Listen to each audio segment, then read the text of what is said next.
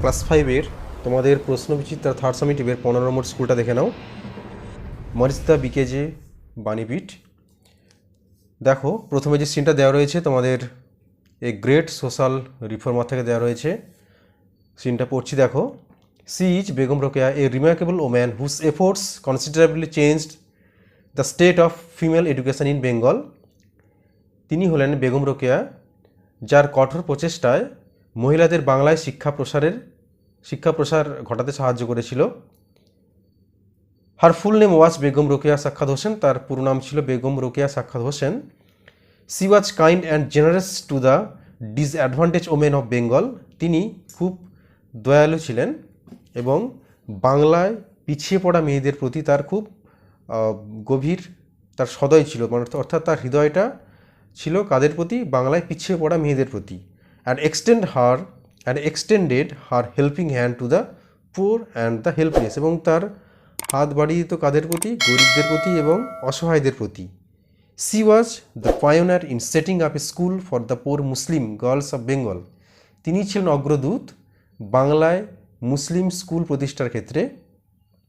C strongly believed in the need of modern education for women. তিনি বিশ্বাস করতেন যে মহিলাদের বাংলায় যে আধুনিক শিক্ষার ব্যাপারটা খুব প্রয়োজন। Begum Rokeya was born in an affluent Muslim family. Begum Rokeya একটা সম্ভ্রান্ত মুসলিম পরিবারে জন্মগ্রহণ করেছিলেন। Though she never went to school, যদিও বা তিনি কখনো স্কুলে যাননি। Rokeya educated herself through her own interest and efforts. Rokeya তিনি নিজেকে শিক্ষিত করেছিলেন সম্পূর্ণ নিজের প্রচেষ্টায়। তারপরে দেখো,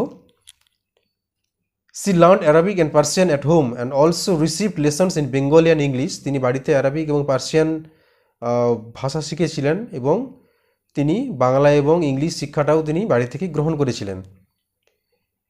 সাম great books written by her both in Bengali in English will remember for ever. তার কিছু লেখা বই বাংলা এবং ইংলিশে যেটা কিনা চিরকাল চিরস্মরণীয় হয়ে থাকবে। তো এই ছিল তোমাদের সিন এই গ্রেট সোশ্যাল রিফর্মার থেকে। এবার দেখে নেবো এখান থেকে কোশ্চেন অ্যান্সারগুলো। দেখো প্রথমে এর দাগে কমপ্লিট দ্য ফলোইং সেন্টেন্স রয়েছে। Rokeya's full name was Begum Rokeya Sakhawat Hossain. B দিকে দেখো, Begum Rokeya was the pioneer in setting up a school for the poor Muslim girls of Bengal. তারপরে দেখো সে দেখে, Rokeya educated herself through her own interest and efforts. দিয়ে দেখো, Rokeya was kind and generous to the disadvantage women of Bengal. এবারে দেখে নেব true ফলসগুলো। দেখো, Rokeya was born in A poor Muslim family, এটা হবে ফলস, কারণ এখানে দেওয়া হয়েছে অ্যাফ্লুয়েন্ট মুসলিম ফ্যামিলি, তাই এখানে পোর আছে, তাহলে এটা ফলস হবে। বিয়ে দিয়ে দেখো, Rokeya learned Arabic and Urdu, এটাও ফলস হবে। সে দিয়ে দেখো, she strongly believed in modern education for women, এটা ট্রু হবে। D, she never went to school, এটাও ট্রু হবে। এবারে দেখে নেব আনসার দ্য ফলোইং কোশ্চেন্সগুলো। In which family was Rokeya born? দেখো উত্তরটা দেখে নাও।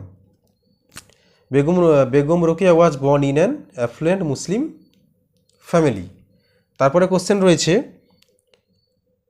What did she do for the poor Muslim girls? গরিব যে মুসলিম মেয়েদের জন্য তিনি কি করেছিলেন?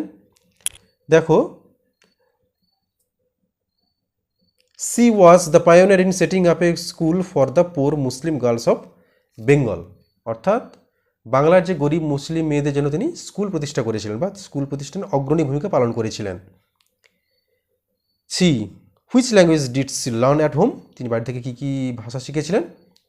C learn Arabic and Persian at home and also receive lesson in Bengali and English. তাহলে পার্সিয়ান, অ্যারাবিক, বাংলা, ইংলিশ ইত্যাদিতে তিনি শিখেছিলেন। তারপরে দেখে নাও আচ্ছা এটা তো হয়ে গেল না। দিয়ে দেখে, in which language did she write books? কোন ভাষায় তিনি বই লিখেছিলেন? দেখো, both in Bengali and English. তাহলে some great books written by her both in Bengali and English. বা এখানে তুমি এইভাবে লিখতে পারো, ওই লাইনটা না তুলেও, she wrote books in Bengali and English language. ঠিক আছে, এবারে দেখে নাও ডি এর দাগে কলাম এ কলাম বি রয়েছে। কাইন্ড থেকে হবে ক্রুয়েল, অ্যাডভান্টেজ থেকে হবে ডিসঅ্যাডভান্টেজ, রিমেম্বার থেকে হবে ফরগেট। এবারে দেখে নেব আনসিন। এবার আনসিনটা দেখে নাও। Lamahatta is a small village located 23 kilometres away from Darjeeling. Lamahatta Darjeeling থেকে 23 কিলোমিটার দূরে অবস্থিত। The village is surrounded by pine forest. গ্রামের চারিদিকে রয়েছে পাইন গাছে জঙ্গল। Mount Kanchenjunga is the third highest peak of the world is clearly visible from the village.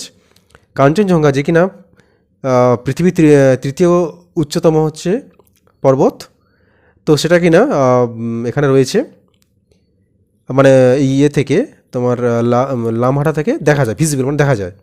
লামাটা has been developed as an eco tourism place. Lamahatta হচ্ছে tourist place হিসেবে উন্নতি লাভ করেছে। The main inhabitants here are tribes like Sherpa, Yolmos, Tamangs, Bhutias and Dukpas. তো ডুকপাস, তো এখানে যে সমস্ত জাতিরা বাস করে তারা কী কী? শেরপাস, ইয়ালমোস, থামাংস, ভুটিয়াস এবং ডুকপাস। The importance of Lamata as a tourist destination is increasing day by day because of its abundant natural beauty and serene atmosphere. এই লামাহাটার গুরুত্বটা পরপর বেড়ে যাচ্ছে কারণ এর মানে সুন্দর প্রাকৃতিক সৌন্দর্যের জন্য দিনের পর দিন এটা ট্যুরিস্ট স্পট হিসেবে খ্যাতি লাভ করছে বা দিনে দিন বাড়ছে এর খ্যাতিটা। তো এই ছিল তোমাদের মোটামুটি একটা আনসিন। এখান থেকে কোশ্চেন আনসার দেখে নাও। Lamahatta is located 23 kilometre away from Darjeeling. বিয়ে দিয়ে দেখো। The main inhabitants of Lamata are tribes like Sherpas, Yalmos, Thamgas, Bhutias and Dukpas. এখানে ডুকপাসটা লেখা হয়নি, জায়গা নেই বলে লিখিনি, তোমরা লিখে নাও।